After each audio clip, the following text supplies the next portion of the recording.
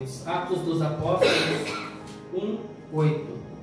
Mas recebereis poder ao descer sobre vós o Espírito Santo, e sereis minhas testemunhas, tanto em Jerusalém, como Judéia e Samaria, e até os confins da terra. E pode se assentar em nome de Jesus. Glória a Deus. Graças a Deus. Irmãos, Jesus antes de subir ao céu, ele fez uma promessa poderosa aos discípulos, os quais estavam com ele. A promessa que ele fez ele disse assim para eles: eu não vos deixarei órfãos, eu vos enviarei o Espírito Santo, que é o Consolador. E ele, quando vier, ele convencerá o mundo do pecado, da justiça e do juízo. Mas a promessa dele era que não deixaria eles órfãos. É uma promessa poderosa. Por quê? Porque eles não ficariam órfãos e nós também não ficamos órfãos. Porque se Jesus tivesse subido e nós tivéssemos ficado sozinhos aqui nessa terra, sem a presença do Espírito Santo, nós seríamos muito frágeis. Nós somos frágeis hoje mesmo com o Espírito Santo em nossa vida. Imagine sem o Espírito Santo. Então, quando nós lemos esta palavra aqui, Jesus dizendo: vocês receberão poder ao descer sobre vocês o Espírito Santo, e serão minhas testemunhas, tanto em Jerusalém, Judéia, Samaria, até os confins da terra. O que é ser testemunha? O que é ser uma testemunha? Por exemplo, quando o juiz, ele determina lá, e foi arrolado o nome de uma pessoa para ser testemunha de alguém, aquela pessoa, quando ela chega lá diante do juiz, e ela é chamada para ser testemunha, qual é a primeira coisa que a pessoa faz antes de falar alguma coisa? O juiz chama, ela senta, e ali naquela tribuna onde ela senta, a primeira coisa que é feita, ela tem que colocar a sua mão direita sobre a Bíblia e jurar que vai falar a verdade, nada mais do que a verdade. Essa testemunha, quando ela faz isso, ela está comprometida a não mentir. Mas será que, apesar de colocar a mão sobre a Bíblia e jurar, será que ela vai realmente falar toda a verdade? Ou vai mentir? Algumas pessoas, mesmo colocando a mão sobre a Bíblia, elas mentem. Elas não têm temor do que elas estão fazendo. Porque para algumas pessoas a Bíblia, ela é apenas um livro. E ela fechada é mesmo, apenas um livro. Mas ela aberta, ela é a boca de Deus falando conosco. Então, quando Jesus ele disse assim: eu não vos deixarei órfãos, mas eu vos mandarei o Espírito Santo, para que ele vos console quando vocês precisarem, e para que ele também convença o mundo do pecado, daquilo que as pessoas estão fazendo de errado, para que ele convença elas e avise elas do juízo, da justiça e do juízo. Então, quando nós olhamos para essa palavra, irmãos, Jesus ele diz assim, que o Espírito Santo ele teria um papel fundamental na nossa vida. Algumas pessoas acreditam que o Espírito Santo desceu sobre nós e ele trouxe apenas dons. Que o Espírito Santo, o papel do Espírito Santo é dar dons espirituais para as pessoas. Muitas pessoas acreditam nisso. E quando nós vemos que Jesus fez a promessa para o povo, para os discípulos, aconteceu no capítulo 2 de Atos dos Apóstolos, lá no dia de Pentecostes. Eles estavam reunidos numa casa como nós hoje, E de repente diz a palavra que um vento impetuoso e veemente entrou dentro daquela casa, encheu toda a casa, e foram vistas línguas repartidas como de fogo, que desciam sobre cada um deles. E eles começaram a falar em outras línguas, conforme o Espírito permitia que falasse. Daquele dia em diante, irmãos, eles receberam o que é na sua vida? Receberam poder. Para que eles receberam poder? Porque eles seriam, então, a partir do momento que eles receberam poder, eles seriam o quê? Seriam testemunhas de quem? De Jesus. A partir do momento que eles receberam o Espírito Santo, Jesus disse: vocês receberão poder, e vocês serão minhas testemunhas. E a partir deles, hoje nós somos também as testemunhas. Porque a testemunha está proclamando o quê? Ela está proclamando algo de alguém. É verdade que aquela pessoa fez isso? Você tem certeza que ela fez? Sim, eu tenho.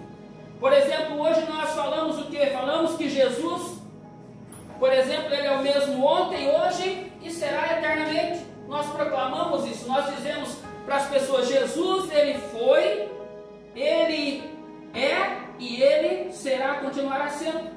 Ele é o princípio, Ele é o fim, Ele é o alfa e Ele é o ômega. Então, quando nós proclamamos Jesus, nós estamos sendo testemunhas dEle em toda a terra onde nós estamos. Por exemplo, aqui em Jaraguá do Sul, nós somos testemunhas do Senhor. Mas o que significa, irmãos, ser testemunha de Cristo? Qual é o papel da testemunha de Cristo?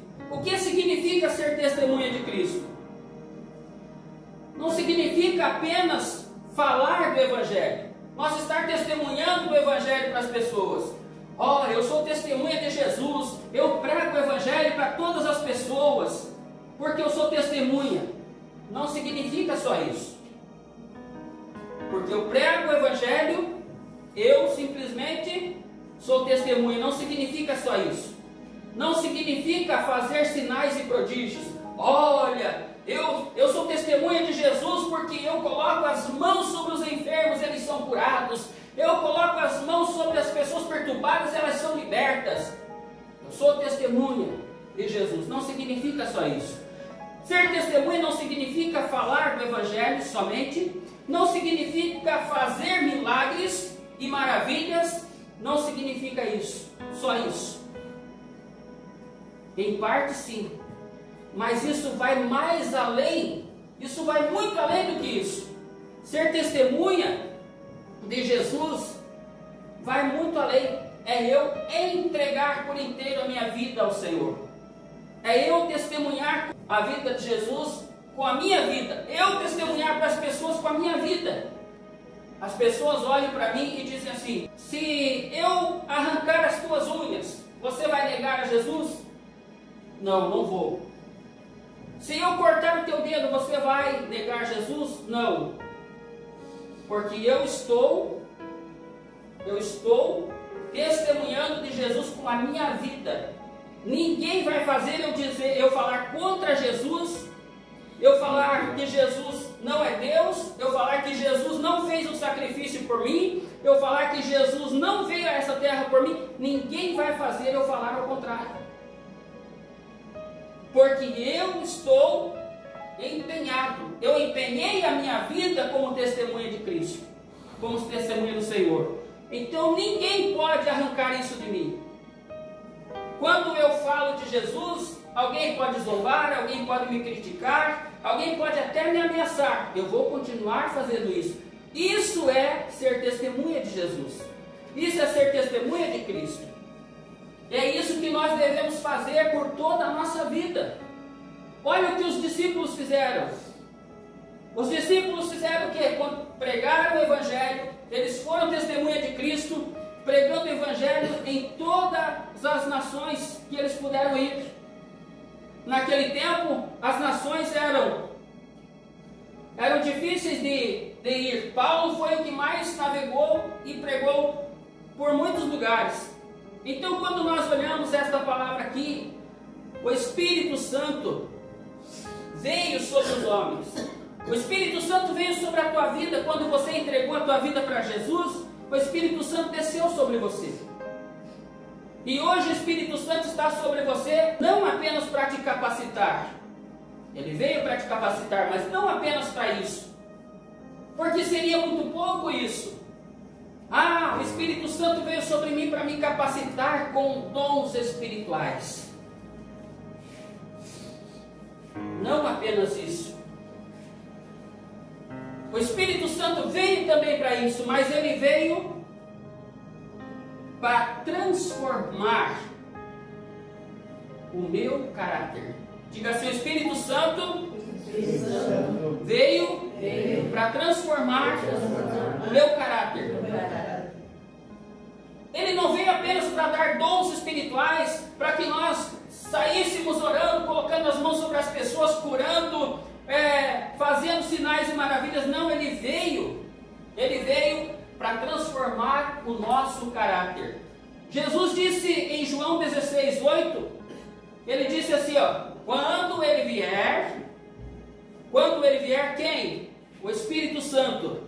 Ele convencerá o mundo do pecado, da justiça e do juízo. Por que ele precisa fazer isso? Porque as pessoas no mundo não conhecem qual é a vontade de Deus para si. Então Jesus disse, vocês terão o Espírito Santo e ele vai mudar o caráter de vocês. Por que, irmãos, é necessário que o nosso caráter seja mudado? Porque quando nós não conhecemos a Cristo, nós somos um tipo de pessoa. Quando nós não conhecemos Jesus, nós somos um tipo de pessoa. Mas quando nós conhecemos Jesus, nós nos tornamos outra pessoa. Nós nos tornamos uma nova criatura. Nós não somos mais aquela antiga criatura. Nós somos uma nova criatura. E por isso que Paulo escreveu assim: aquele que está em Cristo, nova criatura é. As coisas velhas se passaram e tudo se fez novo. Então, quando ele vier, ele convencerá o homem do pecado, da justiça e do juízo. O Espírito Santo, ele começa a trabalhar na nossa vida, de dentro para fora. O Espírito Santo, ele começa a trabalhar dentro de nós. Ele transforma o nosso coração, ele transforma a nossa mente. A primeira coisa que o Espírito Santo ele gera no coração do homem, ou na mente do homem, é o fruto e arrependimento. Imagina, irmãos, se nós não nos arrependêssemos dos nossos pecados e nós continuássemos pecando. Algumas pessoas dizem que entregaram a vida a Cristo, mas que o trabalho delas é aquele e ela tem que continuar fazendo aquele trabalho porque é o trabalho dela. Vamos supor que uma pessoa que rouba, uma pessoa que é ladrão, ela vive disso, ela rouba e vende. Aí ela vem para Jesus, e ela vem para Jesus e diz assim: não, eu vou continuar roubando porque é o meu trabalho. Eu vou continuar fazendo isso porque é o meu trabalho. Eu vou continuar sendo garota de programa porque é o meu trabalho. Não. Quando o Espírito Santo entra dentro da pessoa, ele começa a transformar os corações. Ele começa a gerar frutos de arrependimento. E a pessoa, quando ela começa a ter esse fruto gerado dentro dela, o que ela faz? Eu tenho que deixar. Eu tenho que deixar essas coisas que eu fazia e começar a viver uma nova vida. Eu não posso mais ficar vivendo dessa maneira que eu vivo, porque agora o Espírito Santo me abriu os olhos e está me mostrando que o que eu faço é errado. Então o Espírito Santo ele não veio apenas para nos capacitar, nos dar dons espirituais, mas ele veio para mudar o nosso caráter. Ele veio para nos transformar por dentro. Quando nós aceitamos Jesus, nós podíamos sair assim: eu aceitei Jesus agora, e eu vou sair agora colocando as mãos sobre os enfermos e orando, eu vou sair falando de Jesus. Nós podemos fazer isso? Podemos.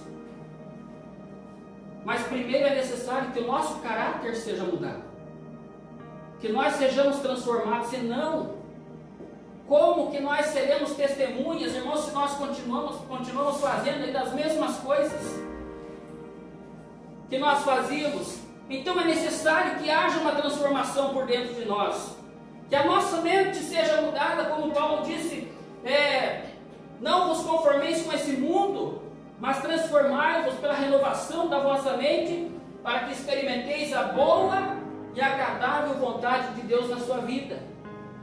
Para nós falar de Jesus para alguém, irmãos, nós temos que mostrar que nós somos transformados, que nós somos diferentes.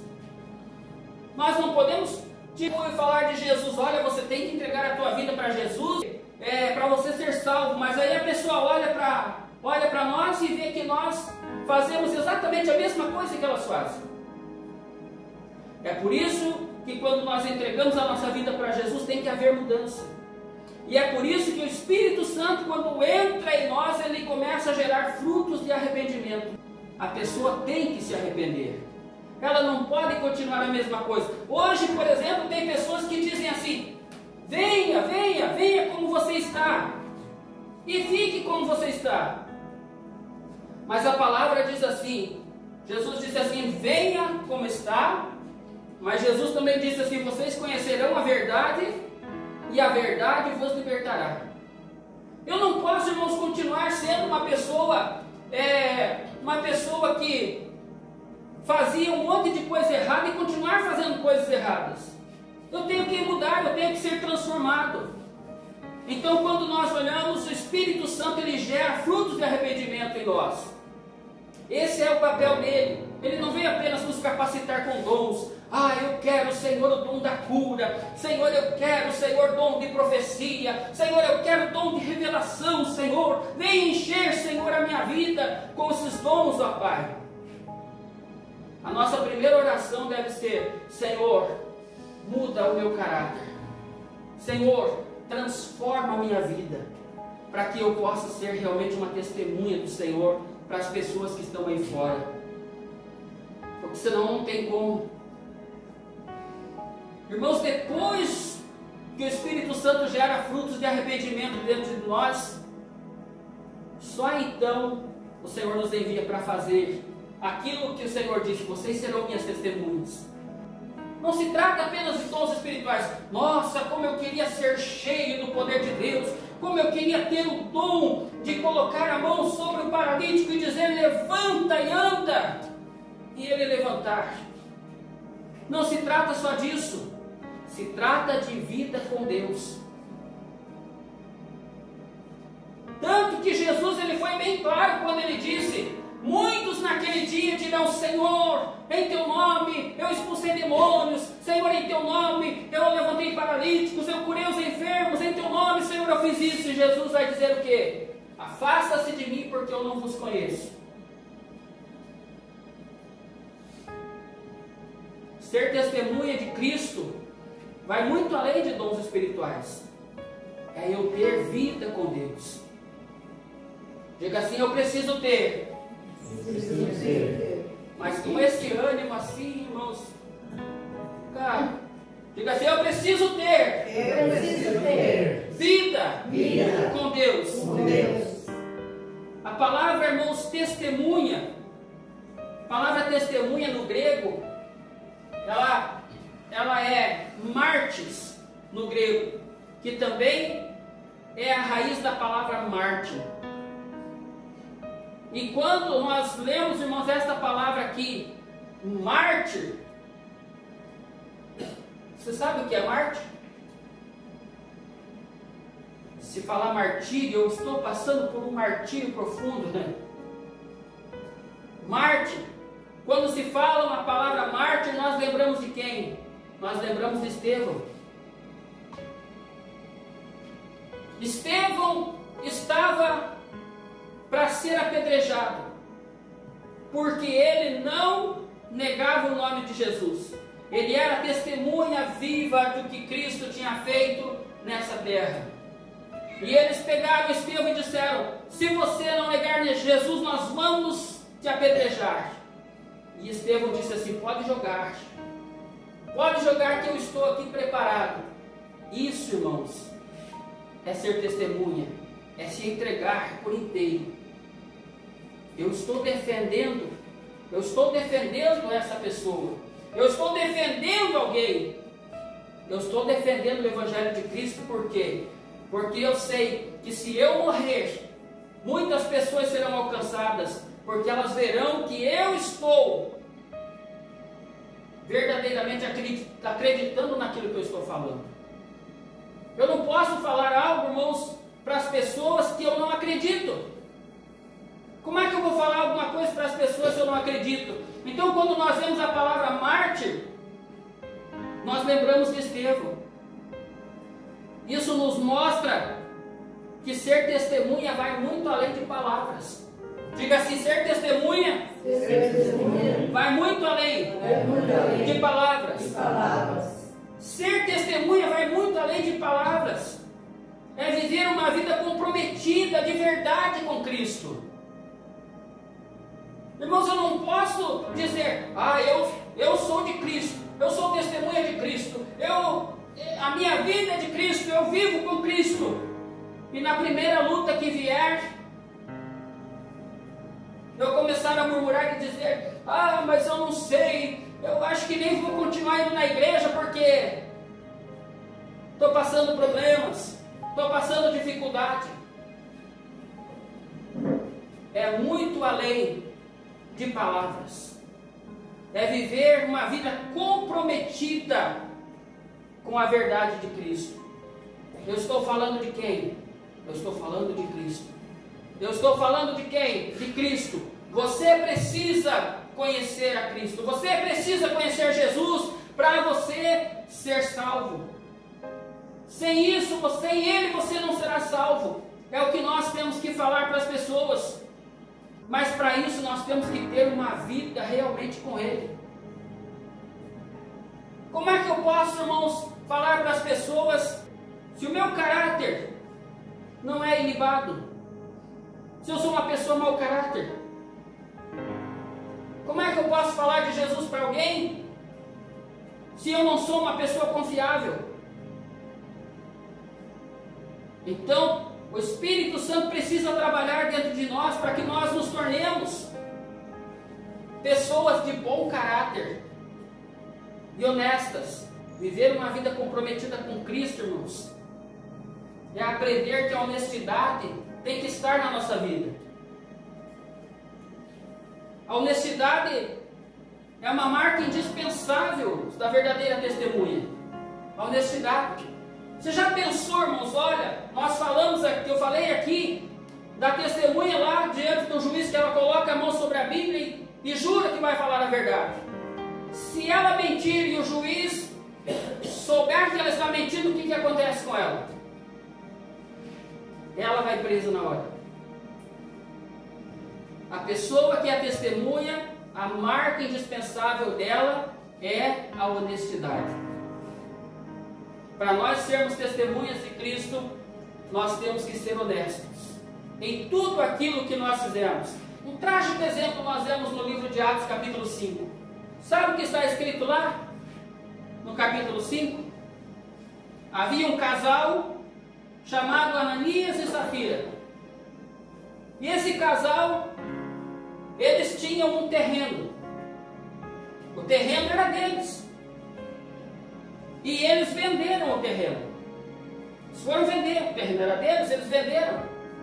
Mas o propósito era que o dinheiro da venda do terreno eles teriam que trazer e entregar aos apóstolos. Todo o dinheiro do terreno eles tinham que trazer e entregar. Esse era o propósito. Porém, o que aconteceu? Eles venderam o terreno e eles pegaram uma parte. Pegaram uma parte, retiveram uma parte e foram até os discípulos.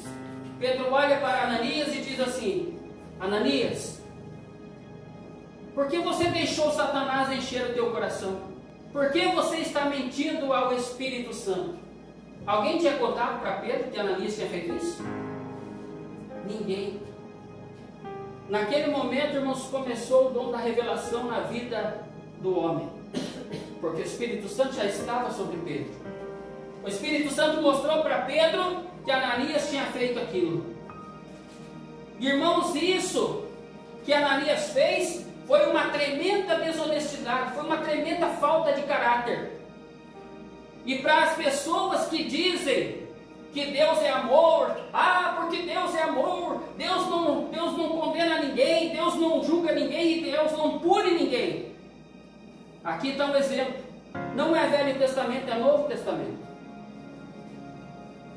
Ananias chega diante de Pedro, Pedro diz assim: Ananias, por que você deixou Satanás encher o teu coração? Você não está mentindo para nós, mas você está mentindo para o Espírito Santo.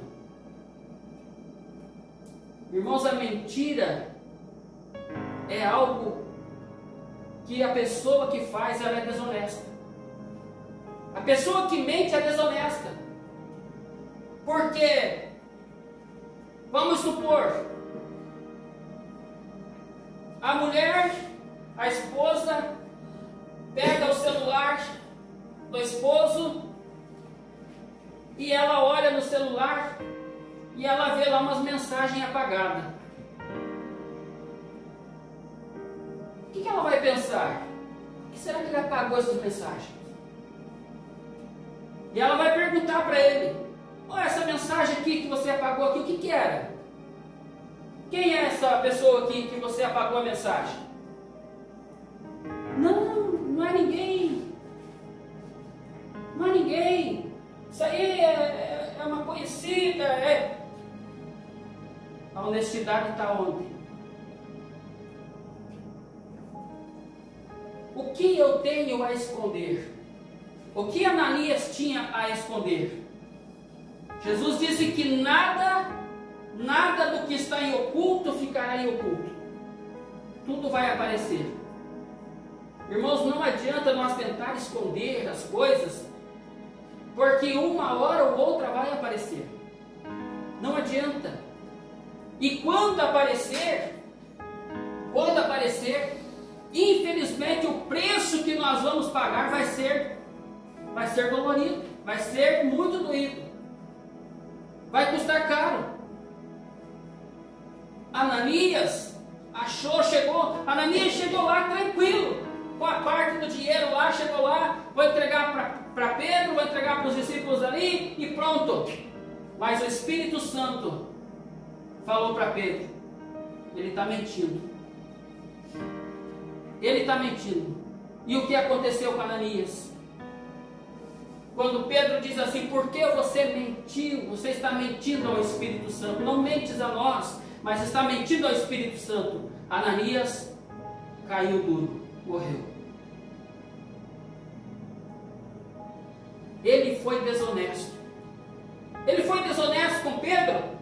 Não, ele foi desonesto com o próprio Deus. Porque, irmão, se nós olharmos lá no livro de Eclesiastes, diz assim, não faça voto de tolo. Se você fizer um voto, não tarde em cumpri-lo. Cumpra. Prometeu, cumpra. Para que Deus não destrua aquilo que você construiu com as suas próprias mãos. Tem pessoas que fazem propósito com Deus, ninguém é obrigado a fazer propósito. Mas quando faz, tem que cumprir. Porque fez um propósito, não fez comigo, não fez com o homem, fez com Deus. Ananias, o propósito era: está aqui o dinheiro do terreno. Mentiu, foi desonesto, foi mau caráter, morreu. E ainda complicou a esposa dele, que morreu junto. Então, irmãos, Deus, ele não se deixa escarnecer. E Deus é justo. Então, se nós fazemos algo que nós achamos, não, porque Deus é amor, Deus não vai me punir, não vai acontecer nada. Olha aí, Ananias morreu. Nós temos que voltar a retomar o temor em nossas vidas. Saber que Deus é Deus, que Deus não é homem, e que nós precisamos ter uma vida plena com Deus, ser obedientes a Deus. A honestidade de Ananias e Safira não teve, eles foram desonestos. Eles venderam a propriedade, retiveram o valor. Irmãos, quando nós fazemos algum negócio, por exemplo, o homem faz algum negócio e ele não fala para a esposa, ele tem que falar para a esposa. Ou se a esposa faz um negócio, ela tem que falar para o esposo. Tem que ser honesto. Não, eu não falei. Eu fui lá e comprei essa blusa aqui de 300 reais, mas eu não falei para ele porque Deus me livre, se eu falar para ele, ele não vai aceitar. Mas de repente ele vai ver com a blusa. Essa blusa aí.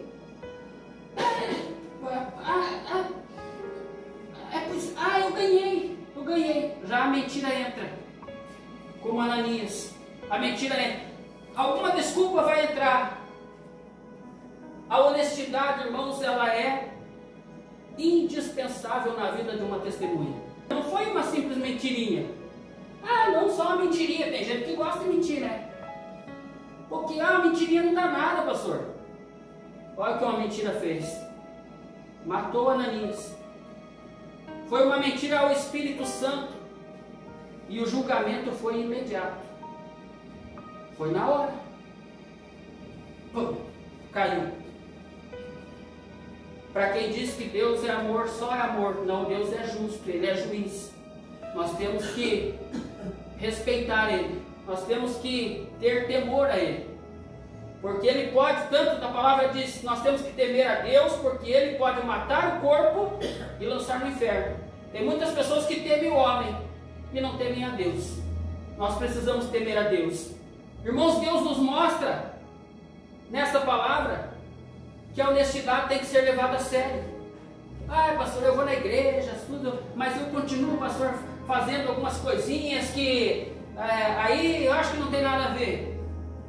Eu estou enganando lá os meus filhos, a minha esposa, eu estou fazendo isso, estou fazendo aquilo. O pastor não está vendo também, pastor, daí eu faço isso. Eu não estou vendo, mas Deus e o diabo estão vendo. É com Deus que você tem que se preocupar, porque a tua salvação não vai depender de mim. A tua salvação vai depender de Deus, não de mim, e de você. Não depende de mim. Então, irmãos, a honestidade tem que ser levada a sério, especialmente quando estamos lidando com coisas sagradas. Fiz um voto com Deus, vou cumprir, para não acontecer isso. Quando não é com Deus, pastor, então não preciso levar a sério? Claro que precisa. Seja sincero para a tua esposa, seja sincero para o teu esposo, seja sincero com o teu patrão, com a tua patroa. Não faça coisa desonesta, porque vai acarretar consequência. Até a tua salvação você pode perder. A desonestidade compromete o testemunho. Quem vai confiar numa pessoa desonesta? Já pensou, o irmão lá, na presença do juiz lá, né? Está sendo julgado de um crime que o irmão não cometeu, e eu sou uma pessoa desonesta, eu vou lá de testemunho do irmão. O irmão vai confiar que eu vou falar a verdade? Pode ser que a pessoa que acusou o irmão tenha me pagado para me falar contra ainda. Vai lá e enterre de uma vez lá. Ninguém confia numa pessoa desonesta. Então a desonestidade compromete o testemunho. Como podemos pregar o Evangelho de verdade se a nossa vida está cheia de verdade? Posso dizer se Jesus é o caminho, a verdade e a vida, mas eu sou falso. Não existe verdade em mim. Para eu pregar a verdade, eu tenho que ser verdadeiro. Por mais que muitas pessoas não gostem, por mais que muitas pessoas elas não gostem de mim porque eu estou sendo verdadeiro, mas eu preciso ser verdadeiro. A verdade liberta. Jesus disse que a verdade liberta. A desonestidade gera desconfiança. A igreja primitiva, irmãos, ela era respeitada. Por que a igreja primitiva era respeitada? Hoje nós vemos muitas pessoas que não respeitam a igreja. Não tem mais respeito por igreja. Por que a igreja primitiva era respeitada? Porque ela vivia em sinceridade. Todos eram sinceros. Depois do caso da Ananias. Eles eram sinceros. No livro de Atos, no capítulo 2, no versículo 46 e 47, nós vemos que eles tinham uma comunhão sincera. Vamos partir o pão. Pegava o pão, partia o pão. Pega aqui, irmão. Pega aqui, irmão. Pega ali. Ninguém lograva ninguém. Tudo que um tinha, todos tinham. A sinceridade estava presente no meio deles. No partir do pão, o coração deles era singelo. É como nós devemos ser. Sinceros. Ah, mas ninguém gosta de sinceridade, pastor. Problema deles que não gostem. Mas eu tenho que ser sincero. Eu tenho que falar a verdade. A igreja primitiva crescia todos os dias. Por quê? Por causa da sinceridade e da singeleza de coração. Havia um ambiente de confiança no meio deles. Eles confiavam uns aos outros. Irmão, me empresta 50 reais aí, que terça-feira eu te devolvo. Terça-feira o irmão chegava lá e está ali. Irmão, eu estou vendendo tal coisa aqui. Quer comprar? Estou vendendo esse microfone. Quer comprar? Compro, mas eu não tenho dinheiro hoje. Posso te pagar sábado que vem? Pode. Sábado que vem, o que acontecia? Chegava lá.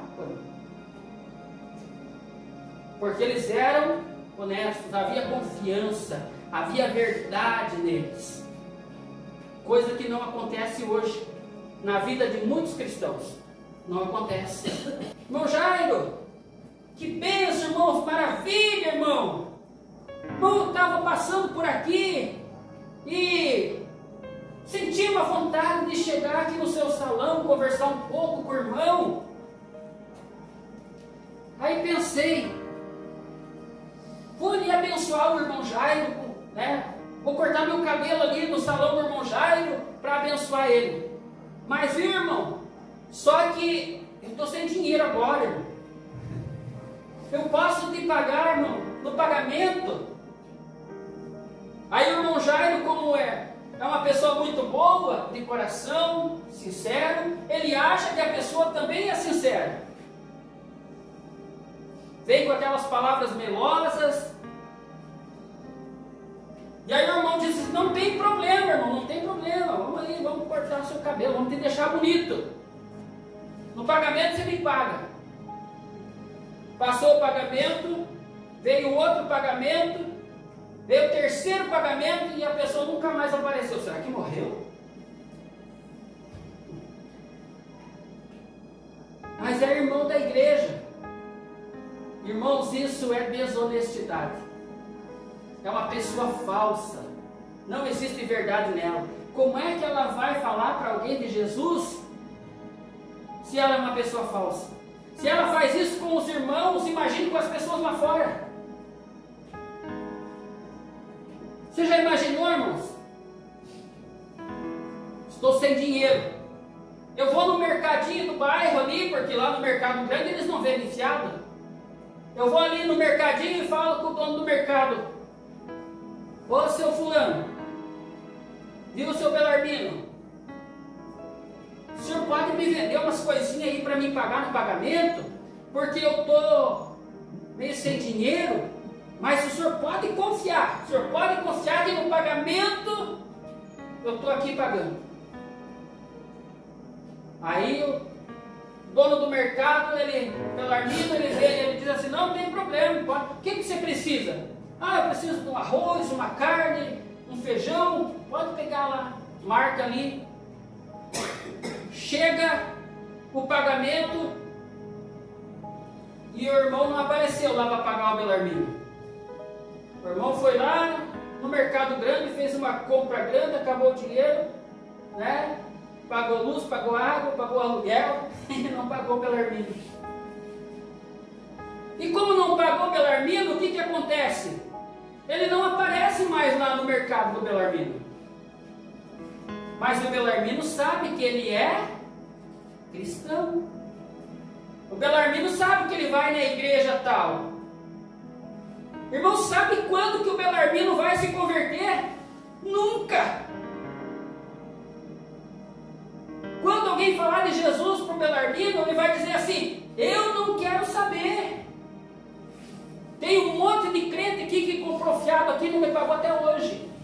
Não sei se morreu, não sei para onde que foi. E tem uns caras de pau que passam aqui na frente e vira a cara para o outro lado. A coisa mais triste, irmãos, que eu já ouvi na minha vida, foi uma pessoa falar para mim assim: a pior coisa que tem é fazer negócio com crente. Foi a coisa mais triste que eu ouvi até hoje. De tanto levar a calote de crente.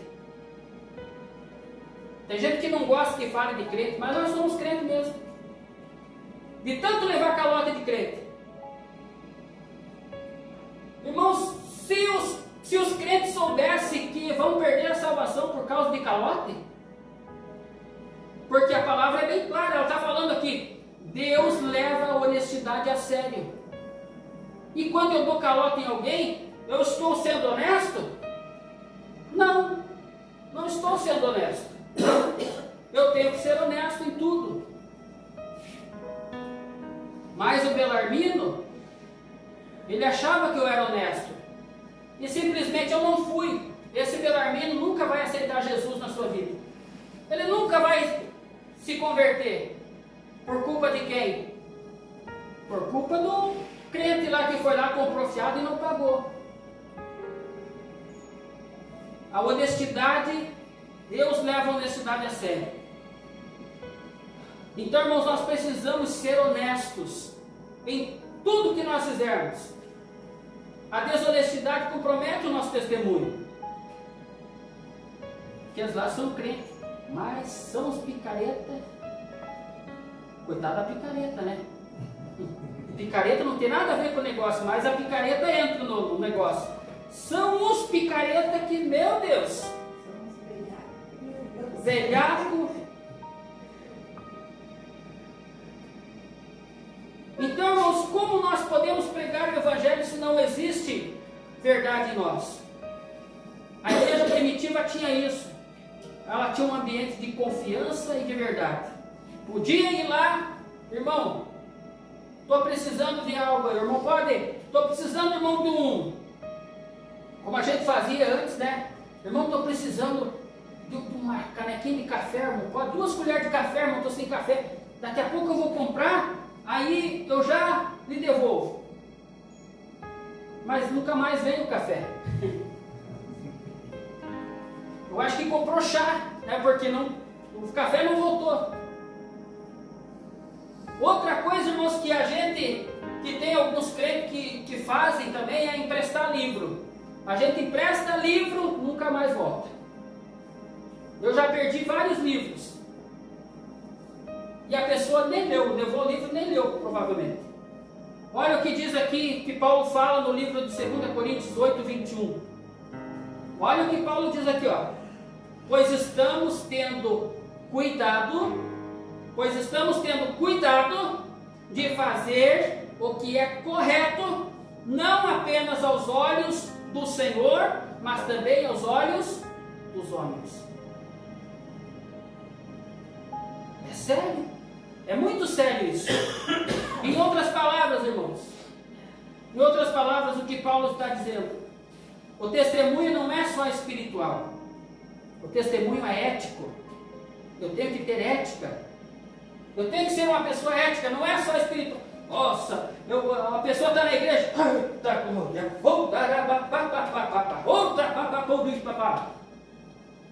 às vezes encontra alguém na rua também ali, ei, irmão, glória a Deus, eita,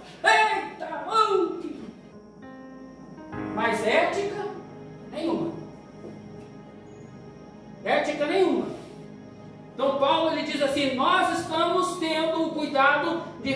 ser correto, não apenas aos olhos do Senhor, mas também aos olhos dos homens. Paulo está dizendo isso, e nós temos que fazer isso, ser corretos. As pessoas ao nosso redor, elas precisam ver o reflexo da verdade que nós pregamos. Nós estamos pregando a verdade? Nós temos que refletir a verdade. Nós não podemos simplesmente falar, porque, olha, você tem que ser assim, sabe? Mas eu não sou. Irmãos, Paulo também diz assim em Gálatas 5, 22 e 23, ele fala assim, olha o que ele diz aqui: porque o fruto do Espírito é amor, alegria, paz, paciência, benignidade, bondade, fidelidade, mansidão e domínio próprio. A fidelidade ou honestidade faz parte da evidência de alguém que é guiado pelo Espírito Santo. Se nós não temos honestidade, não somos fiéis, independente, irmãos, da área, se eu não sou fiel a Deus, se eu não sou fiel a minha esposa, se eu não sou fiel no meu trabalho, se eu não sou fiel nas coisas, isso compromete a minha vida. A fidelidade faz parte da evidência de uma pessoa que é guiada pelo Espírito Santo. Ela não vai fazer nada errado. Por quê? Porque o Espírito Santo vai estar ali, não faz isso não. Não faz isso não, que está errado. Então, irmãos, busquemos ao Senhor. Busquemos ao Senhor, não apenas para fazer coisas, eu toco na igreja, glória a Deus, aleluia, eu faço isso, eu faço aquilo. O que nós fazemos aqui, irmãos, na presença de Deus aqui, não é tão significante assim. Mas o que as pessoas olham lá fora tem muito significado. As pessoas, irmãos, elas não leem a Bíblia. Vocês sabiam disso? Os crentes mesmo não leem a Bíblia. Difícil de ler. Irmãos, de 10 pessoas que servem a Deus, uma lê a Bíblia ou duas no máximo. Agora imagine, irmãos, as pessoas lá fora que não conhecem a Deus, elas vão ler a Bíblia? Não leem. Sabe o que elas estão lendo? Sabe o que elas estão lendo? Diga assim, não sei. Não sei. Pergunta aí para a irmã Genir, né? Sabe o que as pessoas estão lendo? Pergunta aí para ela. Olha aí vocês aí para o teu irmão do lado e perguntem. Sabe o que as pessoas estão lendo? Elas não estão lendo a Bíblia, elas não leem a Bíblia. Elas estão lendo você. Elas estão lendo eu. Da maneira que eu me comporto, da maneira que eu sou, o meu caráter, a minha honestidade, elas estão lendo isso. Se eu realmente estou mostrando o caráter de Cristo. É isso que elas estão lendo. E através disso, muitas pessoas vão se converter. Agora, se eu sou uma pessoa mau caráter, desonesta, a pessoa não vai se converter.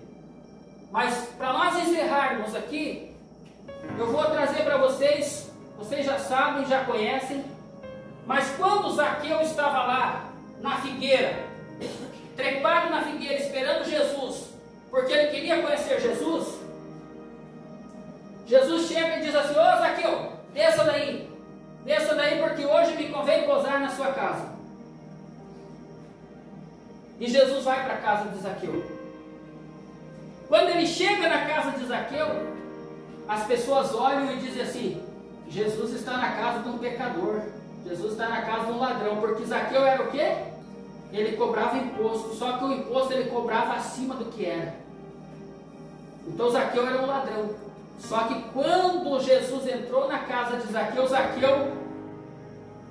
o Espírito gerou o arrependimento, o fruto de arrependimento de Zaqueu. E Zaqueu, naquele momento que Zaqueu disse, Senhor, tudo que eu fiz de errado eu não farei mais. E se eu defraudei alguém, eu vou devolver quadruplicado, vou devolver 4 vezes mais. A transformação de Zaqueu foi na hora ali, naquele momento. Nós, irmãos, precisamos mudar algumas coisas na nossa vida. Eu acredito que nós aqui, irmãos, temos algumas falhas, mas desonestos nós não somos. Mas o que tem, irmãos, de crente desonesto por aí, ó irmãos, que Deus tenha misericórdia. Então o mundo não está lendo a Bíblia, mas eles estão lendo nós. Eles estão olhando o nosso comportamento, estão olhando o nosso caráter. E eles vão se converter se eles verem que nós realmente somos testemunhas verdadeiras de Cristo. Amém. Que possamos, com a ajuda do Espírito Santo, irmãos, viver o que pregamos, viver o que falamos. Que sejamos testemunhas fiéis, não apenas em palavras, mas em atitudes. Porque falar é fácil, não é? Falar é fácil, mas a atitude já é um pouquinho mais complicada. Então, que não sejamos apenas em palavras, mas em atitudes. Ser testemunhas de Cristo em Jaraguá do Sul, no bairro Estrada Nova. Glória a Deus. Ser testemunha de Jesus no nosso trabalho. Ser testemunha de Jesus na nossa casa. Porque às vezes nós não somos testemunhas de Jesus na nossa casa. Às vezes a nossa família olha, meu Deus, lá na igreja meu pai é um santo, mas em casa, meu Senhor amado, pense no bichão. Deus o livre. Uma certa vez uma mulher chegou com as malas na igreja, pegou a mala dela, as malas dela veio, chegou na igreja, colocou lá. Aí o pastor perguntou: o que é isso, irmã? Estou me mudando aqui para a igreja, pastor. Ué, mas por quê? Ei, pastor, porque aqui na igreja meu marido é um anjo, mas lá em casa é um demônio. Então nós temos que ser testemunhas de Jesus na nossa casa também. Amém. Que nós sejamos testemunhas do Senhor por onde quer que andemos.